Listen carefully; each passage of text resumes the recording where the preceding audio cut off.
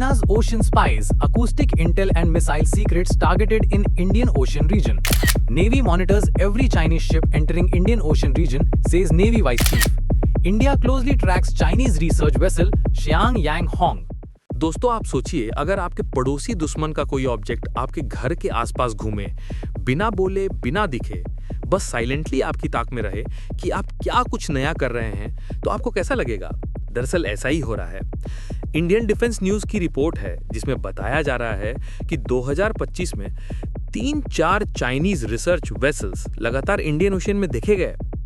चीन के रिसर्च जहाज हिंद महासागर में बार बार नजर आ रहे हैं। वो कहते हैं कि वे बस समुद्री सर्वे कर रहे हैं, यानी समुद्र का भूगोल या इकोलॉजी देख रहे हैं। लेकिन कई जानकारों का कहना है कि ये जहाज सिर्फ रिसर्च के लिए नहीं है, इनकी असली मंशा कुछ और हो सकती है। क्या आप लोग सोचते हैं कि विदेशी जहाजों की इतनी एक्टिविटी सिर्फ साइंटिफिक हो सकती है? इसे हम लोग आगे वीडियो में डीपली समझेंगे। दोस्तों बने रहिए मेरे साथ, क्योंकि आगे कुछ ऐसी यूनिक बात बताऊंगा जो शायद आपको कहीं और ना मिले। तो चलिए शुरू करते हैं। अब बात है ये जहाज कहां घूम रहे हैं। खुली समुद्री लाइनों पर नहीं, बल्कि उन इलाकों के पास जहां सुरक्षा और निगरानी जरूरी है। रिपोर्ट्स बताती हैं कि ये रिसर्च जहाज अक्सर सेंसिटिव सी लेन्स के पास आते हैं, मतलब वो रास्ते जिनसे भारत के लिए नेवल रूट्स, सबमरीन रास्ते या अंडर वाटर केबल्स गुजरते हैं। जबरदस्त सेंसर्स और मैपिंग टूल्स के साथ ये जहाज सीबेड मैपिंग, गहराई, टेम्परेचर, फ्लो डेटा आदि जुटाते हैं, जो दिखने में हार्मलेस लगता है लेकिन मिलिट्री उपयोग के लिए बेहद कीमती हो सकता है। अगर समुद्र की गहराई और कंडीशंस का डेटा किसी के पास हो जाए तो सबमरीन क्वाइटली आ जा सकती है। क्या आपको नहीं लगता कि यह खतरा कम है? आपकी जानकारी के लिए बता दूं कि सीबेड मैपिंग यानी समुद्र की जमीन का नक्शा बनाना, जैसे हम शहर का मैप बनाते हैं, वैसे ही ये दिखाता है कहां गहरी घाटियां हैं, कहां पहाड़ है और कहां खजाने या मिनरल्स हो सकते हैं। लेकिन ध्यान दें, अगर कोई पड़ोसी देश हमारे पास के समुद्र में ऐसा कर रहा है तो इसे सिर्फ मैप नहीं बल्कि हमारी सुरक्षा और रिसोर्सेज का एडवांटेज भी मिल सकता है। वो जान सकते हैं हमारे सबमरीन्स कहां से गुजरते हैं, सेफ रूट्स कौन से हैं और समुद्र में क्या क्या रिसोर्सेज हैं। इंडियन डिफेंस न्यूज की रिपोर्ट भी यही कहती है कि इन वेसल्स पर सब बॉटम प्रोफाइलर्स, मल्टी बीम एको साउंडर्स और दूसरे एडवांस सेंसर्स होते हैं। सिंपल शब्दों में कहें तो ये सारे कंपोनेंट्स निगरानी वाले हैं। और दोस्तों, ये एक्सेस तभी होता है जब इंडिया कोई मिसाइल या रॉकेट्स लॉन्च करने वाला होता है। आपने सुना ही होगा कि Bharat recently missile test postpone कर दिया था। तो अब हम सबके मन में सवाल उठता है, भारत इस पर कैसे रिएक्ट कर रहा है? तो इंडिया चुप नहीं बैठा हुआ है। इंडियन नेवी और संबंधित एजेंसियां इन जहाज़ों की हर गतिविधि पर नजर रखे हुए हैं, चाहे वो हाई ऑल्टीट्यूड सैटेलाइट्स हों, रेडार ट्रैकिंग हो या नेवल पेट्रोल्स। इतना ही नहीं, इन गतिविधियों को लेकर डिप्लोमैटिक अलर्ट्स भी जारी हुए हैं, जिससे ये स्पष्ट हो जाता है कि इसे सिर्फ साइंटिफिक मिशन नहीं माना जा रहा। तो आप बताइए, अगर आप भारत के समुद्र तट पर होते और ये एक्टिविटी होती तो आप क्या सोचते? नीचे कमेंट करें, आपकी राय जानना चाहूंगा। अब हम बात करते हैं कि चीन ये सब क्यों कर रहा है। आसान भाषा में कहें तो वो हिंद महासागर में अपनी पकड़ मजबूत करना चाहता है। मतलब सिर्फ रिसर्च नहीं बल्कि लॉन्ग टर्म प्रेजेंस। इसे चीन अपने नेवी बेसिस, पोर्ट डील्स और स्ट्रेटेजिक शिप्स के जरिए करता है। आप जानती होंगे कि चाइना कैसे अपने डेट ट्रैप में श्रीलंका को फंसाकर उसके सी पोर्ट्स को यूज कर रहा है। आपको क्या लगता है, क्या एक देश के लिए दूसरे देश के पास लगातार पहुंच होना सिर्फ ट्रेड के लिए हो सकता है? दोस्तों, ये आप भी जानते हैं और चाइना भी कि बिना पड़ोसी देशों की सहायता से वो कुछ नहीं कर सकता। इसीलिए चाइना उन पर डायरेक्ट और इनडायरेक्ट प्रभाव डालता है, जिसका उसको फायदा मिलता ही है। आइए एक नजर नेबरिंग कंट्रीज पर भी डालते हैं, क्योंकि पड़ोसी देश भी इसमें अहम रोल निभा रहे हैं। रिपोर्ट्स बताती हैं कि श्रीलंका और मालदीव्स कई बार चाइनीज रिसर्च वेसल्स को अपने पोर्ट्स में रुकने की अनुमति देते हैं। मतलब चीन को इजी एक्सेस मिल जाता है सीधे हमारे पास। और ये सिर्फ परमिशन देने तक सीमित नहीं है। चाइना कई देशों को इन्वेस्टमेंट और लोन्स देता है, जैसे इंफ्रास्ट्रक्चर प्रोजेक्ट्स के लिए, और इसके बदले इनका इन्फ्लुएंस बढ़ जाता है।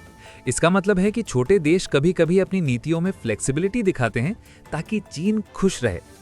इसी को जियोपॉलिटिक्स में डेट ट्रैप माना जाता है। अंत में भारत वर्सेस चीन का क्षेत्रीय इन्फ्लुएंस बैलेंस, ये सब क्यों जरूरी है भारत के लिए? इन छोटे देशों के सहूलियत और चाइना के इन्फ्लुएंस के कारण इंडिया को रीजनल पावर बैलेंस बनाए रखना मुश्किल हो जाता है।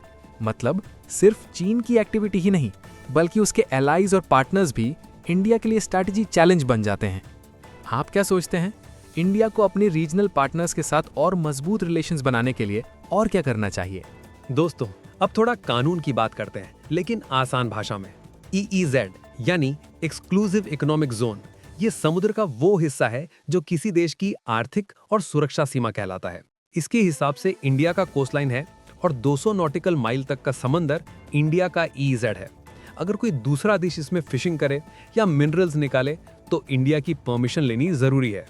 लेकिन रिपोर्ट्स बताती हैं कि चीन कई बार इस नियम की सीमा को टच करता है, दिखाने के लिए कि वो बस रिसर्च कर रहा है। सुनने में लगता है सिंपल रिसर्च, लेकिन असल में ये बहुत क्लेवर तरीका है। चाइना जहाजों को साइंटिफिक रिसर्च बता के भेजता है ताकि उनका रियल पर्पस, जैसे मिलिट्री इंटेलिजेंस कलेक्शन, दिख ना सके। और इसे और ट्रिकी बनाने के लिए एक टेक्निकल ट्रिक भी इस्तेमाल होती है, AIS यानी ऑटोमेटिक आइडेंटिफिकेशन सिस्टम, जहाजों की लोकेशन और रूट दिखाने वाला सिस्टम। चाइनीज वेसल्स इसे कभी ऑन कभी ऑफ कर देते हैं ताकि ट्रैकिंग मुश्किल हो जाए। सिंपल वर्ड्स में, जैसे आप GPS बंद कर दें ताकि कोई पता न लगा सके। दोस्तों, चाइना ने इंडिया के पड़ोसी देशों में अपना एक अच्छा खासा इन्फ्लुएंस जमा लिया है, लेकिन ऐसा नहीं है कि हमेशा उसका ही इन्फ्लुएंस रहता है। कई बार एंटी चाइना गवर्नमेंट भी वहाँ होती है तो वहाँ पर इंडिया आगे निकल जाता है, और कई बार उसी गवर्नमेंट के कुछ ऑफिशियल या इंडिया का स्पाई, इन सब से जानकारी ली जाती है। और लगभग हर देश में कोई ना कोई इंडिया का कुछ ना कुछ इन्फ्लुएंस तो होता ही है, तो उनसे इंडिया भी निगरानी रखता है। और जाहिर सी बात है कि इंडिया के पास भी सर्विलेंस इक्विपमेंट्स तो है ही, उनको भी डिप्लॉय करता है। ऐसे ही इंडिया के पास अमेरिका से खरीदा हुआ P-8I सर्विलेंस एयरक्राफ्ट है, जिसके द्वारा और कुछ सैटेलाइट्स का भी इस्तेमाल करके चाइनीज जहाजों की हर गतिविधि ट्रैक करती है। जैसे आप CCTV और ड्रोन से अपने घर की निगरानी करते हैं। इंडिया सिर्फ खुद नहीं देख रहा, बल्कि अपने नेबर्स से भी मदद ले रहा है। श्रीलंका, मालदीव्स और मॉरिशस जैसे देशों के साथ इंटेलिजेंस शेयरिंग बढ़ा दी गई है। मतलब अगर कोई सस्पिशियस एक्टिविटी हो तो तुरंत पता लग सके। और सिर्फ मिलिट्री नहीं, इंडिया डिप्लोमेटिक लेवल पर भी कदम उठा रहा है। इंडियन गवर्नमेंट ने चाइना को फॉर्मल डिप्लोमेटिक प्रोटेस्ट्स भेजे हैं और एक्सप्लेनेशन मांगी है। आपको क्या लगता है, क्या डिप्लोमेटिक प्रोटेस्ट सच में असर डाल सकते हैं? दोस्तों, अब बात करते हैं टेक्नोलॉजी की, और इसे हम काफी आसान भाषा में समझेंगे और ये काफी इंटरेस्टिंग है। बट पहले ये जान ले कि चाइनीज रिसर्च वेसल्स में एडवांस्ड सोनार, अंडर वाटर ड्रोन्स और SIGNT यानी सिग्नल इंटेलिजेंस सिस्टम्स लगे होते हैं। चलिए अब समझते हैं एक एक करके। एडवांस सोनार यानी समुंदर का एको कैमरा। सोचो आप एक बड़ा खाली कमरे में खड़े हो और चिल्लाते हो हेलो। आवाज दीवार से टकराकर वापस आती है और आपको अंदाजा हो जाता है कि दीवार कितनी दूर है। सोनार भी यही करता है, बस फर्क इतना है कि ये आवाज नहीं, पानी में स्पेशल साउंड वेव्स भेजता है और जहाज को बताता है कि नीचे वैली है, पहाड़ है या सबमरीन चल रही है। अंडर वाटर ड्रोन्स यानी पानी के अंदर के रोबोटिक कैमरामैन। ये छोटे छोटे रोबोट्स होते हैं जो बिना आदमी के पानी में गहराई तक जाकर वीडियो, फोटो और मैप्स बनाते हैं। अब अंत में समझते हैं, ये आप लोगों के लिए शायद नया हो। कमेंट में बताइए क्या आप इसे जानते थे। बहरहाल, back to the main point. SIGNT यानी सिग्नल इंटेलिजेंस, यानी फोन टैप करना जैसा पर समुंदर में। SIGNT का सिंपल मतलब दूसरे देश के इलेक्ट्रॉनिक सिग्नल्स को चुपचाप सुनना, पकड़ना या डिकोड करना। इसमें radio signals, communication signals, radar waves सब आते हैं। उदाहरण के लिए, जैसे कोई आपकी कॉलोनी में आकर सीक्रेटली वाईफाई सिग्नल स्कैन करें कि कौन कौन सा डिवाइस कनेक्टेड है, कौन सा राउटर कहाँ रखा है, वैसे ही SIGNT जहाज समुंदर में हमारी नेवी के कम्युनिकेशन सिग्नल्स को स्कैन करता है। इससे उन्हें पता चल सकता है कौन सी सबमरीन किस फ्रीक्वेंसी पे बात कर रही है, किस नेवी बेस से सिग्नल आया, किस एरिया में रडार एक्टिव हुआ। ये इंटेलिजेंस गोल्ड माइन होता है। और सबसे बड़ा खतरा, पूरी रीजन की बैलेंस ऑफ पावर बदल सकता है। इसी बात से फिलीपींस भी टेंशन में रहता है और उसी लिए वो ब्रह्मोस की डील इंडिया से कर रहा है, क्योंकि चाइना का एग्रेशन साउथ चाइना सी में लगातार बढ़ता ही जा रहा, जिससे बहुत से कंट्रीज के साथ उसका कॉन्फ्लिक्ट होता ही रहता है। चाइना की लॉन्ग टर्म प्रेजेंस और इन्फ्लुएंस से इंडो पैसिफिक में पावर डायनामिक्स बदलेंगे, यानी कौन कितना ताकतवर दिखता है ये बदल सकता है। इसमें आगे हम अमेरिका एंड क्वाड अलायंस की प्रतिक्रिया भी देखेंगे।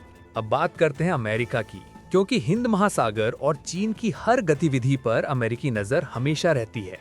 अमेरिका साफ कहता है कि चीन के ये रिसर्च शिप्स असल में डुअल यूज प्लेटफॉर्म्स हैं, यानी बाहर से साइंस, अंदर से सर्वेलेंस। अमेरिका के स्ट्रैटेजिक एक्सपर्ट्स ओपनली बोलते हैं कि इंडियन ओशन आने वाले सालों में नए पावर कंपटीशन का सेंटर बनेगा। और सबसे बड़ी बात, अमेरिका ओपनली चाहता है कि इंडिया इस रीजन में स्ट्रॉन्ग रोल निभाए ताकि चाइना की डोमिनेंस ना बढ़े। अब आते हैं एक और बहुत महत्वपूर्ण एंगल पर, क्वाड अलायंस का, यानी इंडिया, यूएस, जापान और ऑस्ट्रेलिया का स्ट्रेटेजिक ग्रुप। क्वाड का कोर आइडिया है फ्री और ओपन इंडो पैसिफिक, मतलब कोई एक देश पूरे ओशन को कंट्रोल ना करे। इसलिए जब भी चाइना सर्विलेंस बढ़ाता है, क्वाड कंट्रीज इसे रीजन में इम्बैलेंस मानती हैं। जापान और ऑस्ट्रेलिया भी इस बात से चिंतित हैं कि चाइनीज सर्विलेंस इंडियन ओशन में बढ़ता जा रहा है, क्योंकि इससे पूरे इंडो पैसिफिक की मिलिट्री इक्वेशंस बदलती हैं। क्या क्वाड वाकई चीन को बैलेंस कर पाएगा या चाइना पहले से बहुत आगे निकल चुका है? अपनी राय कमेंट में जरूर बताओ। तो दोस्तों, ये थी पूरी बात, हिंद महासागर में चीन की लगातार निगरानी और इंडिया की तैयारी। अब मैं आपसे जानना चाहता हूं, आप इस सिचुएशन को लेकर क्या सोचते हैं? क्या आपको लगता है कि इंडिया की करंट मेजर्स काफ़ी हैं या और कड़े कदम लेने चाहिए? अगर आपको ये वीडियो इन्फॉर्मेटिव लगा हो तो लाइक, शेयर और सब्सक्राइब करना मत भूलिए। हम और भी ऐसे अपडेट्स और एनालिसिस लाते रहेंगे। आपकी राय हमारे लिए बहुत महत्वपूर्ण है, इसलिए नीचे कमेंट में ज़रूर बताइए। मैं आपके कमेंट्स पढ़ूंगा और अगली वीडियो में उन पर चर्चा कर सकते हैं। धन्यवाद दोस्तों, जय हिंद।